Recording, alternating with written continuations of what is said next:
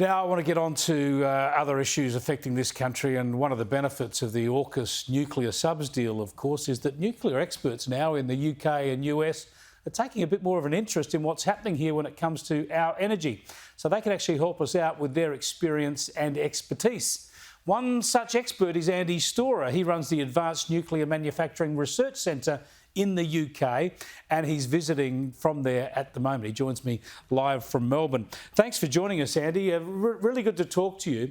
You're suggesting that if Australia has to build up not just the expertise, but the regulatory environment to deal with a domestic nuclear submarine industry, it would be basically wasting all of those rules and all of that expertise if we didn't also have a domestic nuclear power industry. Hi, Chris. Not necessarily wasting it, but I think if you're going to invest, as you will, in a regulatory process for the submarine programme, then why wouldn't you squeeze that asset further? If you've already got a regulator and a supply chain that's used to working with a regulator, then why not squeeze it further and have a civil nuclear programme? Yeah, as you say, the regulation, the regulatory processes, the rules, the authorities or whatever is a big part of this, as well as the expertise. So it would only be a modest investment on top of what would have to be there for the military use to get the civil use as well. Well, I think so. I mean, we in Britain, we've got obviously a submarine programme, over 70 years worth of submarine programme, but we've also now embarked on a new build programme with Great British Nuclear. It's the same supply chain. You know, the regulator ultimately is the same, working with the same codes and standards. So in my mind, you know, a country like Australia should have civil nuclear power. Small modular reactors are a perfect fit for a country this size with the space that you've got and the remote regions that you've got.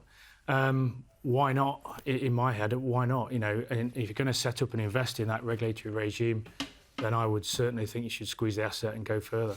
Now, some of these things won't be easy, especially building up the expertise, but is the biggest impediment to a domestic nuclear industry in Australia actually the politics?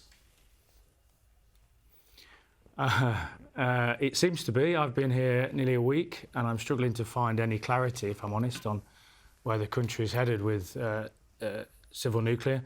Certainly with AUKUS, you know, I think in my mind, you know, Australia's got to get off the pot and decide what role it wants to play. I mean, we've got the UK and US who are going to provide Virginia and Astute class submarines, and then of course provide AUKUS submarines. I think if Australia really does think seriously about the longer term in civil nuclear, then you need to start investing now in things like a catapult and start looking how Britain does things. So I'm working with a company called BMD Group who are working with us in Britain. They're already set up an office in Derby next to Rolls-Royce submarines to start learning how to work in a safety regulatory environment in nuclear and then return, so learn and return back to Australia and be better for it. So I think Australia really needs to think through the politics of the longer term strategy. And I've not seen it yet. Maybe it's there, and I'm hoping I'll find it in the next couple of weeks while I'm still in the country. Yeah, I think the coalition are working something up. And as you point out, we don't want to waste any time. We need to get cracking. Thanks so much for joining us, Andy. I appreciate it.